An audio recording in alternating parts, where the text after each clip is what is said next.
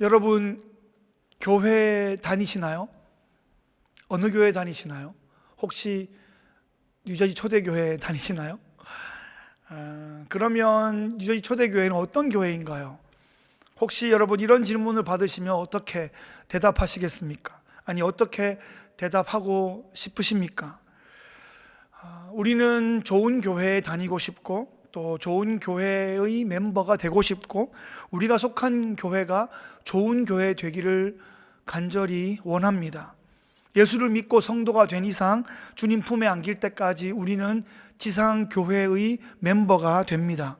우리가 출석하는 교회가 이 땅에 임한 하나님의 나라의 모델입니다. 완전하거나 완벽하진 않지만 우리는 교회를 통해서 하나님의 성품을 맛보고 하나님 나라의 가치를 배우고 하나님 나라의 사역을 함께 펼쳐나갑니다. 그래서 우리는 우리가 속한 교회를 좋은 교회로 세워나가기 위한 꿈을 함께 꾸고 함께 노력해 나가야 하는 것입니다. 인생을 살아가면서 배우는 것은 좋은 것은 저절로 되는 게 아니더라 하는 것입니다. 공짜가 없더라 하는 것입니다. 땀과 눈물과 희생이 없이는 좋은 것이 가능하지 않더라 하는 것입니다. 누군가에게 훌륭한 식사를 대접받았다면 그 식사를 준비하기 위해서 많은 수고를 하신 것입니다. 남의 집 자녀가 어려운 시험에 합격했다면 운이 좋아서 그런 게 아니라 남모르는 눈물겨운 노력이 있었음을 우리가 이해해 주어야 합니다. 뉴저지 초대교회가 올해로 35주년이 됩니다. 짧지 않은 세월입니다. 이민사회에 이렇게 든든한 교회 공동체를 세우는 데에는 많은 분들의 헌신이 있었고 섬김과 수고와 눈물이 있었을 것입니다. 요즘은 교회 나오시기 어려우시지만 매주 교회 오실 때마다 1층 엘리베이터 앞을 이렇게 물끄러미 바라보시고 거기를 서성거리시는 권사님이 계셨습니다. 어느 날 그 권사님과 눈이 마주쳤습니다. 그 권사님이 조금 멋쩍게 웃으시면서 이렇게 말씀하셨습니다. 이 자리가 내 기도 자리였어요. 이 교회가 이 자리에 터를 잡고 골조를 세우고 그렇게 교회가 지어져 갈 그 무렵에 바로 눈물 바가지로 쏟으며 기도했던 바로 그 자리가 이 자리였다고 알려주셨습니다. 마음이 좀 숙연해지면서 뜨거운 것이 마음에 좀 이렇게 울컥하고 올라왔습니다. 좋은 교회는 저절로 세워지는 것이 아니구나. 좋은 교회에 무임승차하면 안 되겠구나. 좋은 교회가 더 좋은 교회가 되도록 땀과 눈물을 함께 보태야겠구나. 그런 결심들을 하게 되었습니다. 오늘부터 3주간 금요 예배에 우리가 꿈꾸는 교회라는 주제로 3번의 시리즈 설교가 진행됩니다. 우리 마음대로 꾸는 꿈이 아니라 주님께서 주시는 꿈을 함께 꾸어가기를 소원합니다. 주님 마음에 있는 바로 그 교회를 함께 발견해 가기를 원합니다. 오늘은 그 첫 번째 시간으로 사랑으로 소통하는 교회라는 주제로 골로새서 4장의 본문에서 함께 좋은 교회의 꿈을 함께 나눠보면 좋겠습니다. 골로새서는 바울이 로마의 가택연금 상태에서 보냈던 4권의 옥중서신 중에 한 권입니다. 에빌골몬 이 4권 중에 에베소와 빌립보는 바울이 직접 방문했고 그곳에서 짧게는 몇 달 또 길게는 몇 년을 머물면서 직접 개척한 교회가 있는 도시입니다. 그런데 골로새 교회는 바울이 개척한 교회가 아니었습니다. 바울이 3차 전도 여행 중에 에베소에서 두란노 서원을 빌려가지고 거기서 교회 개척학교와 제자 훈련을 할 때 골로새 출신의 에바브라라는 훈련생이 에베소에 찾아와서 훈련을 함께 받았습니다. 거기서 훈련을 잘 받고 자기 고향 골로새로 돌아가서 직접 개척한 교회가 골로새 교회였습니다. 바울이 직접 개척한 교회가 아니라 제자가 개척한 교회였습니다. 바울은 본인이 직접 개척한 교회도 많아서 그런 교회들 챙기고 양육하기도 바빴을 터인데 본인의 제자가 개척한 교회까지 살뜰히 챙기고 있는 그런 모습입니다. 바울은 에바브라와 골로새 교회를 어떤 마음으로 대하고 있는지 골로새서 1장 7절과 8절 말씀을 한번 보시겠습니다. 이와 같이 우리와 함께 종된 사랑하는 에바브라에게 너희가 배웠나니 그는 너희를 위한 그리스도의 신실한 일꾼이요 성령 안에서 너희 사랑을 우리에게 알린 자니라. 지금 바울은 골로새 교회를 개척하여 섬기고 있는 이 에바브라를 우리와 함께 그리스도의 종된 사랑하는 에바브라 이렇게 소개하고 있습니다. 이렇게 인정해주고 있습니다. 골로새 교회 성도들에게 바울의 이 인정이, 이 추천이 얼마나 마음 뿌듯하고 또 큰 감격과 격려가 되었겠습니까? 자신들의 리더가 멘토로부터 사랑과 인정을 받고 있다는 사실은 그들에게 큰 자부심과 그런 뿌듯함을 주었을 것입니다. 사실 멘토는 이런 일을 해야 합니다.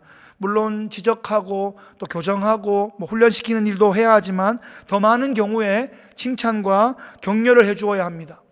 제대로 된 학생이라면 그것이 자신에게 과분한 칭찬인 것을 알기 때문에 더욱더 성심껏 열심히 노력하게 될 것입니다.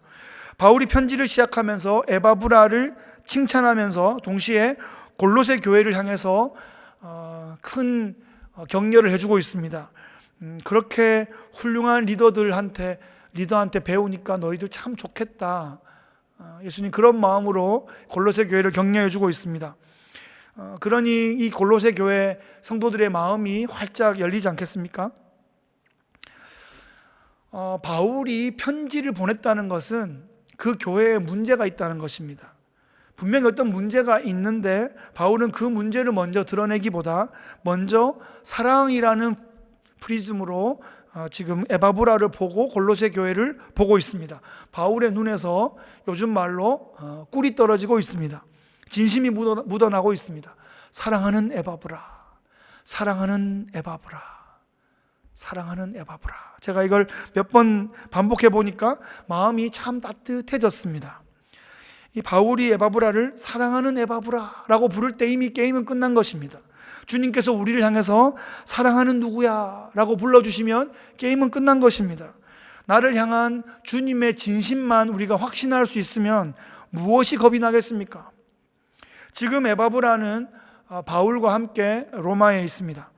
터키의 골로새부터 그리스를 지나서 이 이태리의 로마의 연금 상태에 있는 이 바울에게까지 찾아온 것입니다.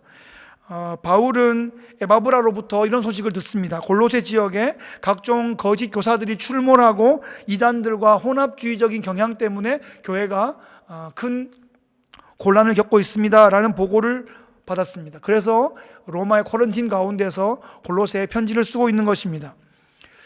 교회에 어려움이 있어서 그 먼 거리를 극복하고 스승을 찾아가는 이 에바브라, 자기가 개척한 교회가 아닌 제자가 개척한 교회에게 성심껏 편지를 써주고 있는 바울, 그리고 그 편지를 전달해주고 있는 동역자들 모두가 한 팀이 되어서 하나님 나라의 거룩한 릴레이 경주를 함께 해나가고 있는 그런 모습입니다. 12절 말씀에 보시면 골로새 교회 성도들에게 에바브라도 함께 문안하고 있는데요, 그리스도 예수의 종인 너희에게서 온 에바브라가 너희에게 문안하느니라. 그가 항상 너희를 위하여 애써 기도하여 너희로 하나님의 모든 뜻 가운데서 완전하고 확신 있게 서기를 구하나니 그가 너희와 라오디게아에 있는 자들과 히에라볼리에 있는 자들을 위하여 많이 수고하는 것을 내가 증언하노라. 에바브라가 골로새 성도들을 위해서 그들을 향하여 항상 애써 기도하고 있습니다. 이것을 본인이 이렇게 이야기하고 있는 것이 아니라 곁에 있는 사람이 보고 증언해주고 있습니다. 내가 보기에 에바브라는 항상 너희들을 기억하고 있어. 너희들이 항상 복음 안에서 확실하게 서도록 끊임없이 중보하고 있어. 골로새뿐 아니라 그 이웃 지역에 있는 라오디게아와 히에라볼리 성도들을 위해서도 많이 수고하고 있어. 이렇게 바울이 증언해주고 있는 것입니다. 이 편지는 에베소를 지나서 골로새에 전해질 것이고, 편지가 귀했던 시기라 바로 옆 도시에 있는 라오디게아와 히에라볼리에도 이 편지가 전해질 것입니다. 회람서신의 역할을 하는 거죠. 바울은 이 편지를 통해서 또 그 지역을 앞으로 계속하여 섬길 에바브라를 기쁨으로 또 추천해 주는 것입니다. 그리고 그 트라이앵글 지역에 있는 모든 성도들에게도 더불어 문안하고 있는 것입니다. 에바브라는 로마에서 당분간 바울과 함께 머물게 되는 것 같습니다. 그렇다면 지금 이 골로새서는 누가 전해주는 것일까요? 4장 7절 말씀에 보시면 두기고가 내 사정을 다 너희에게 알려주리니 그는 사랑받는 형제요 신실한 일꾼이요 주 안에서 함께 종이 된 자니라. 내가 그를 특별히 너희에게 보내는 것은 너희로 우리 사정을 알게 하고 너희 마음을 위로하게 하려 함이라. 여러분, 사도행전에 보면 이 두기고는 에베소 지역 출신으로 바울의 전도로 예수님을 믿게 된 것으로 보여집니다.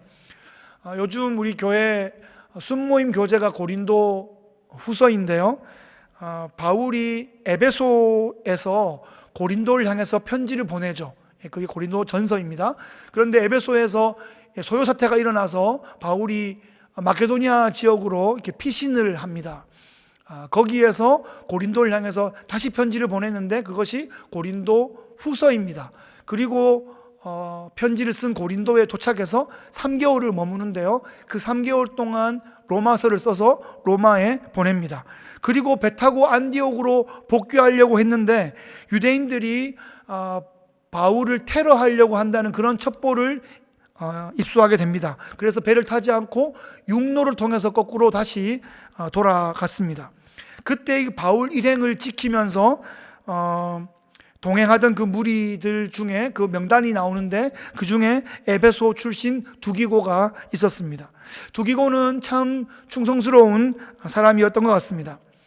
바울 선생님, 걱정 마십시오. 제가 곁에서 지켜드리겠습니다. 혹시 에베소 지역에 신부름 보낼 일 있으면 저를 마음껏 사용해 주십시오. 그렇게 말씀드렸던 것 같습니다. 바울이 하나님께서 사용하시는 하나님께로부터 쓰임받는 사역자임을 그가 확신했기 때문에 기꺼이 바울을 위한 신복이 되겠다라고 결단했던 것 같습니다. 하나님 나라 사역이 진행될 때 이런 두기고 같은 사람이 꼭 필요합니다. 축구를 생각해 보면 축구는 팀 경기죠. 그래서 골을 넣는 사람이 가장 돋보이지만 그 한 골이 들어가기 위해서는 최후방에 있는 골키퍼와 최종 수비수와 중간에 공을 전달하는 미드필더와 좌우 측에 있는 공격수 그리고 중앙에 있는 골키퍼까지 모두가 자기 자리를 잘 지키고 자기 역할을 잘 수행해야 됩니다. 한쪽이 비면 반드시 그쪽 때문에 문제가 생깁니다. 그쪽 때문에 골을 못 넣거나 그쪽 때문에 골을 먹거나 하는 일이 발생하게 됩니다. 두기고는 주로 굳은 일을 맡았던 것 같습니다. 상대 공격수를 막아내는 스토퍼 역할을 하거나 또 어떤 때는 공을 우리 공격수에게 배달하는 그런 미드필더 역할도 부지런히 감당했던 것 같습니다. 두기고에게는 골은 내가 넣지 않아도 우리 스트라이커가 골을 넣으면 우리는 이기는 것이다 하는 그런 팀 스피릿으로 아주 충만했던 것 같습니다.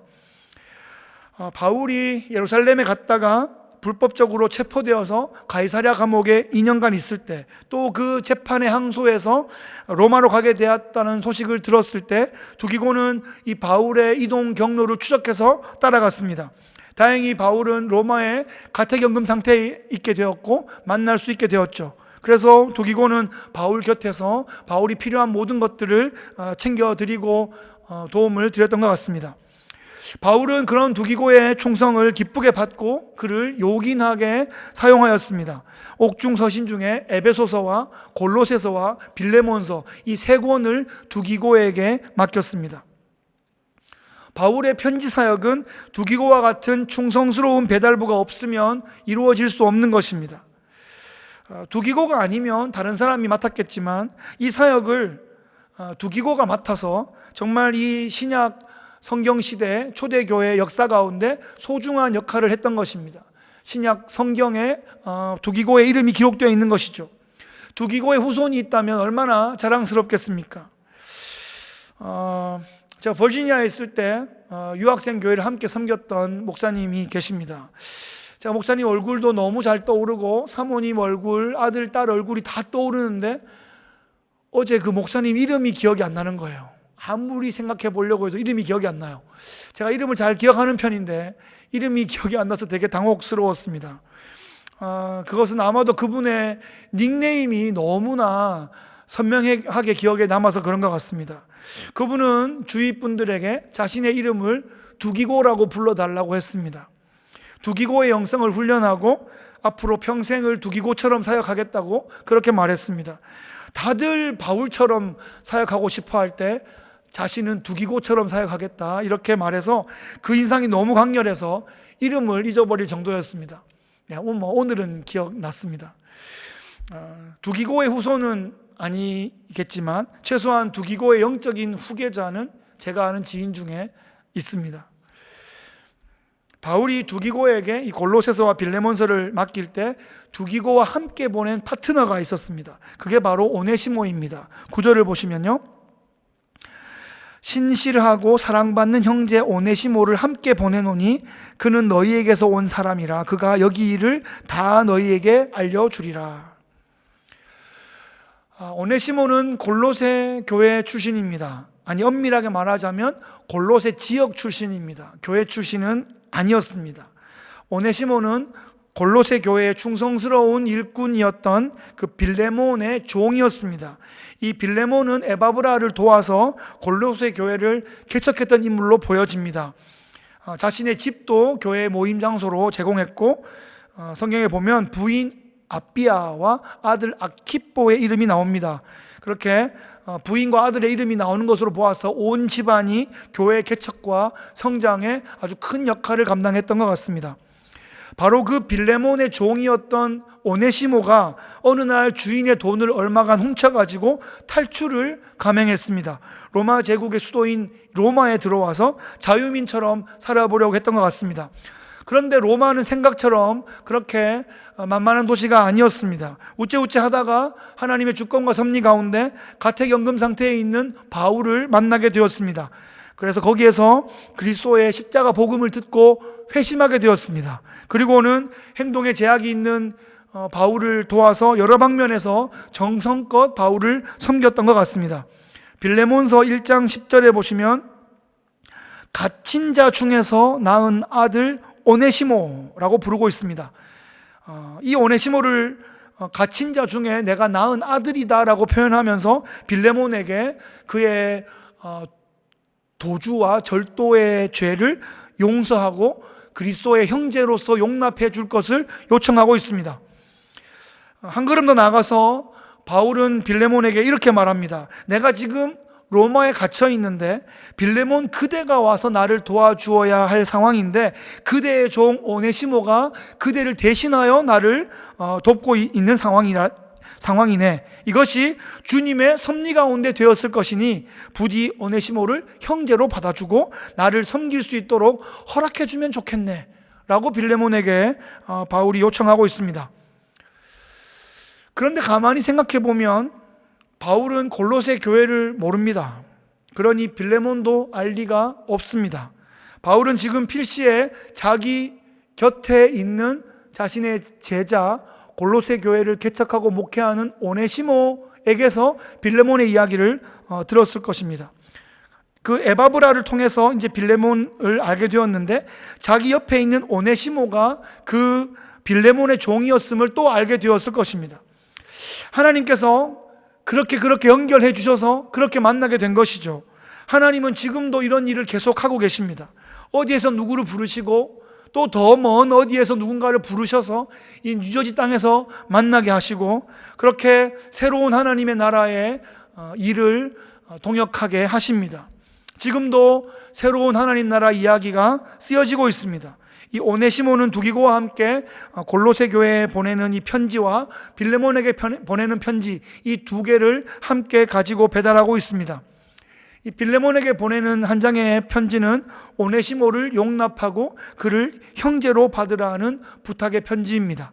로마 당시법으로는 중형에 해당되는 죄였습니다.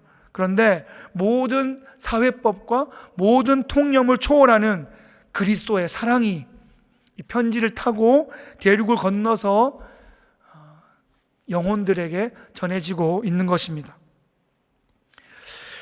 바울이 골로새 교회에 추천하는 인물 중에 우리가 꼭 또 기억해야 할 만한 인물이 있습니다. 바로 마가입니다. 10절 말씀해 보시면 나와 함께 갇힌 아리스다고와 바나바의 생질 마가와 이 마가에 대하여 너희가 명을 받았음에 그가 이르거든 영접하라, 이렇게 권하고 있습니다.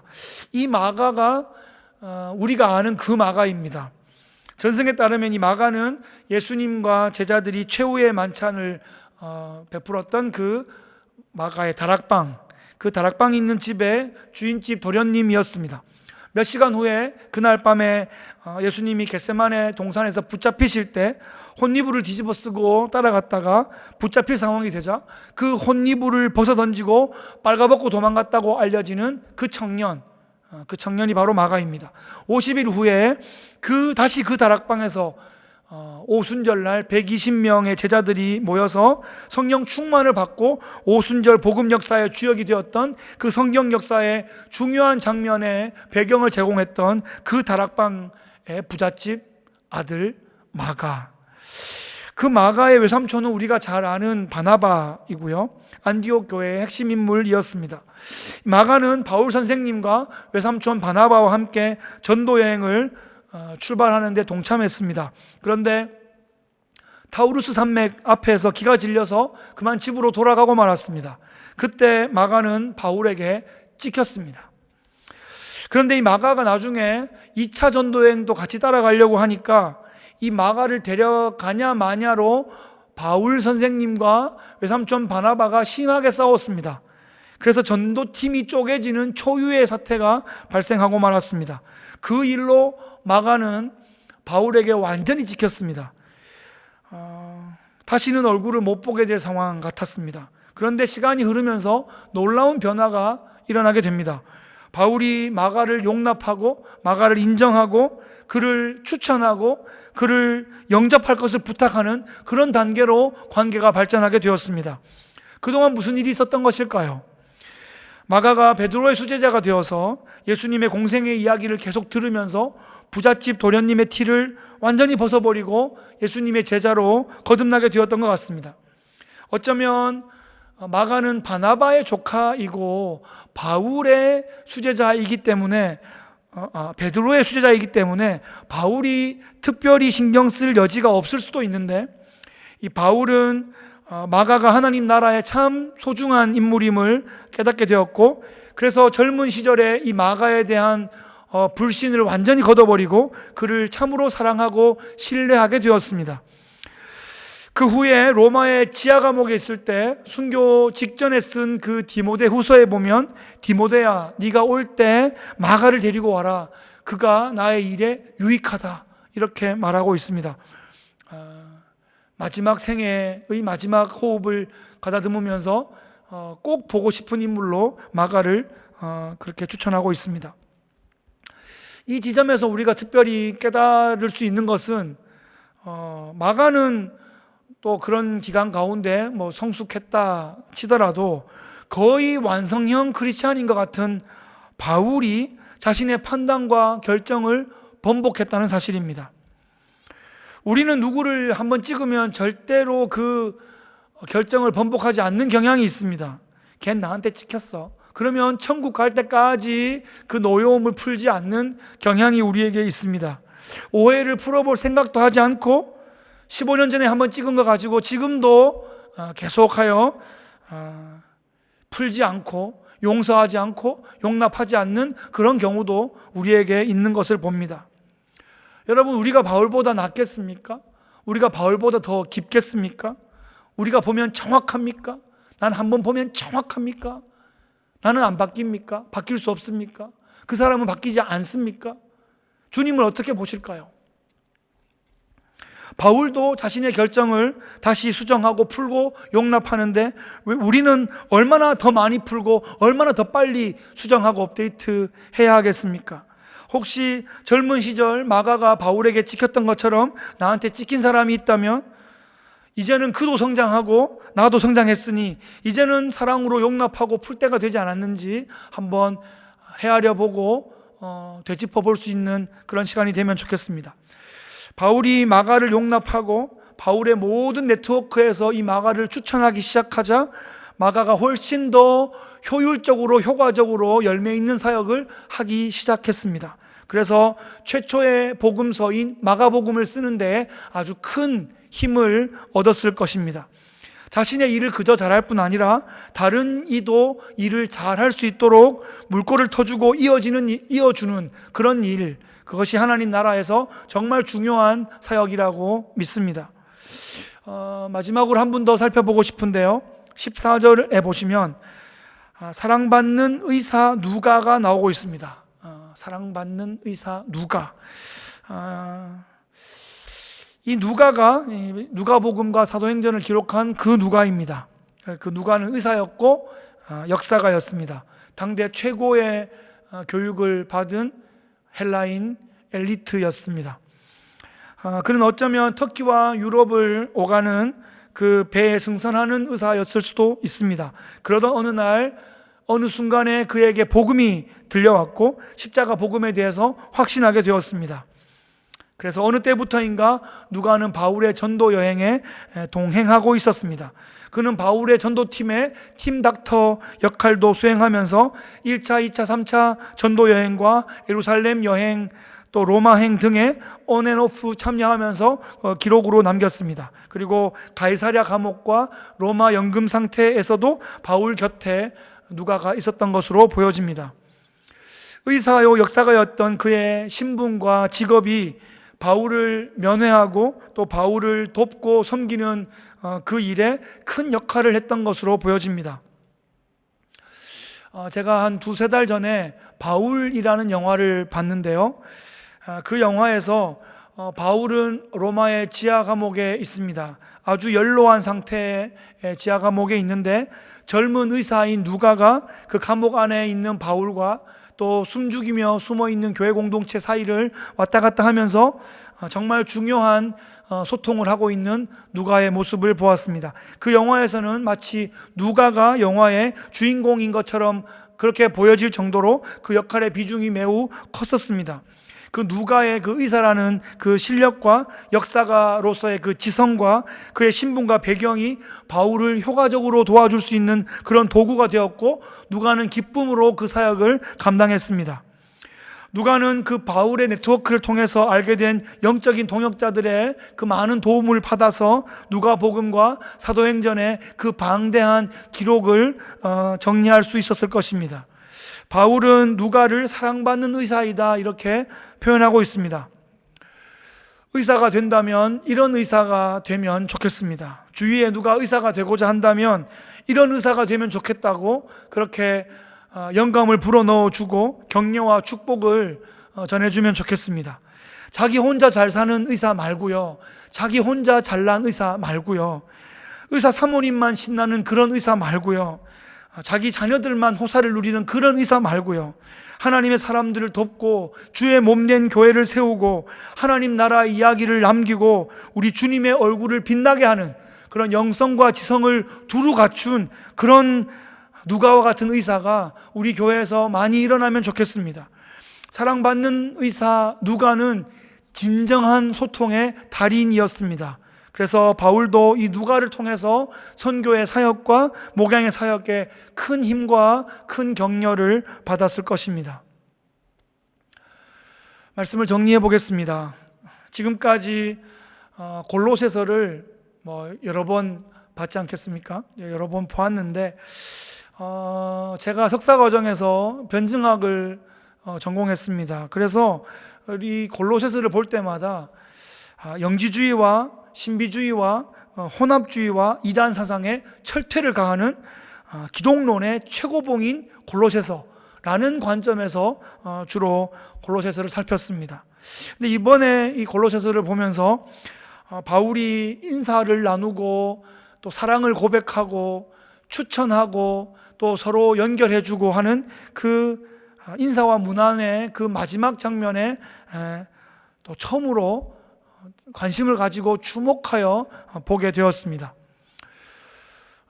바울이 아무리 중요한 개념을 남기고 아무리 중요한 단어를 말하고 아무리 완벽한 교리가 정리되어 있어도 마음이 없으면 사랑하는 마음이 없으면 편지를 쓰지 않을 것입니다. 마음이 없으면 그 편지를 가지고 산 넘고 물 건너서 바다 건너서 그렇게 대륙을 오가며 2000km나 되는 이 거리를 그렇게 편지 배달할 그런 엄두를 내지 않을 것입니다.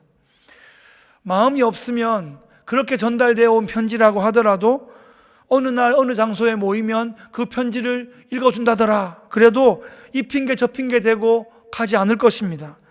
혹시 끌어안쳐 갖다 놨다 하더라도 그냥 딴 생각하거나 졸고 앉아 있었을 것입니다. 결국은 마음입니다. 결국은 사랑입니다. 그 어떤 자원이나 자본이나 그 어떤 것들이 아니라 결국은 사랑이 있어야 이 모든 것들이 가능한 것입니다. 사랑이 있어야 기도할 수 있습니다. 사랑이 있어야 용납할 수 있습니다. 사랑이 있어야 헌신할 수 있고요. 사랑이 있어야 협력할 수 있습니다. 바울은 여러 은사가 출중했던 고린도 교회를 향하여 편지하면서 너희가 아무리 많은 은사를 가지고 있고 너희에게 아무리 많은 자원이 있어도 사랑이 없으면 아무것도 아니다, nothing이다 이렇게 강력하게 선포하고 있습니다. 사랑하는 성도 여러분, 지금은 바울이 살고 활동했던 그 2000년 전에 비하면 상상할 수 없을 정도로 놀라운 테크놀로지를 가지고 있습니다. 우리는 거의 실시간으로 소통하고 있습니다. 하지만 그때에 비해서 지금 더 잘 소통하고 있다고 그렇게만 말할 수는 없을 것입니다. 요즘 스마트폰은 전화기가 아니죠. 그 안에서 모든 걸 할 수 있는 플랫폼이 되어 있습니다. 컴퓨터를 겸하는 거죠. 사진기도 겸하고 있고요. 모든 것을 거기에서 다 할 수 있습니다. 제가 어렸을 때 우리 집에 이렇게 돌리는 전화기가 있었습니다. 그러면 안내양이 나오면 어디 전화해 주세요. 그러면 이렇게 꽂아서 전달해 주는 그런 전화기도 있었고요. 동전 20원을 가지고 공중전화에 가서 20원을 넣고 전화하던 시절도 있었고, 전화 카드가 있던 시절도 있었고, 삐삐가 있던 시절도 있었습니다. 제가 대학 시절에 삐삐를 차고 다녔었는데요. 삐삐를 차면 거기에서 소리가 들리는 것이 아니라 숫자만 찍히고 그걸 또 공중전화에 가서 음성을 듣기도 하고 전화도 해야 됐습니다. 되게 불편했었던 것 같은데 그 시절에 그 줄 서서 어떤 음성이 들려 있을까? 또 그 전화번호에 전화하려고 기다리고 있는 그 마음들이 오히려 또 그립기도 하고요. 그것이 또 좋은 더 진한 소통이었다 하는 생각도 들게 됩니다. 사랑이 없으면요, 최첨단의 테크놀로지를 가지고도 답답함을 느낄 수 있고 왜곡될 수 있고 외로움을 느낄 수 있습니다. 사랑이 없다면 이렇게 모든 것이 갖춰져 있는 이런 시대 가운데서도 메시지가 만들어지지 않을 수 있고 전해지지도 않고 어쩌면 그 메시지가 오염되고 왜곡될 수 있는 가능성이 더 많을 수 있습니다. 영혼을 살리고 영혼을 세우는 그런 메시지가 아니라 영혼을 낙심시키고 주저앉히는 그런 메시지가 되어버릴지도 모릅니다. 뉴저지 초대교회 설립 35주년이 된 이 즈음에 우리가 한 단계 더 성장하는 성숙한 그 교회가 되기 위해서 꼭 기억하고 꼭 실천하고 싶은 그 주제가 바로 이것입니다. 사랑으로 소통하는 교회가 되는 것입니다. 그것이 주님이 우리를 향하신 그 꿈이고 우리가 세상을 향해 선포해야 될 그 메시지입니다. 마지막으로 제가 마음에 꼭 담고 싶은 말씀이 있습니다. 오늘의 주제와 연결되는 말씀입니다. 골로새서 3장 12절로 14절까지의 말씀입니다. 그러므로 너희는 하나님이 택하사 거룩하고 사랑받는 자처럼 긍휼과 자비와 겸손과 온유와 오래 참음을 옷 입고 누가 누구에게 불만이 있거든 서로 용납하여 피차 용서하되 주께서 너희를 용서하신 것 같이 너희도 그리하고 이 모든 것 위에 사랑을 더하라. 이는 온전하게 매는 띠니라. 아멘. 하나님께 사랑받았으니 서로 사랑하고, 하나님께 용서받았으니 서로 용서하고, 하나님께 은혜를 입었으니 서로 은혜를 베푸는 것이 너무나 당연하고 너무나 자연스러운 그런 교회가 되기를 소원합니다. 서로 믿고 추천해 줄 수 있는 교회, 서로의 경계를 넘어서 영혼을 터치하는 그런 교회, 은사에 따라 헌신하고 열정을 다해 협력하여 하나님의 나라를 함께 이루어 나가는 그런 교회 되기를 소망합니다. 그런 교회를 함께 꿈꾸시고 그런 교회의 한 모퉁이를 맡은 은사에 따라 소중하게 잘 감당하는 멋진 하나님 사람들 되시기를 주의 이름으로 축복합니다.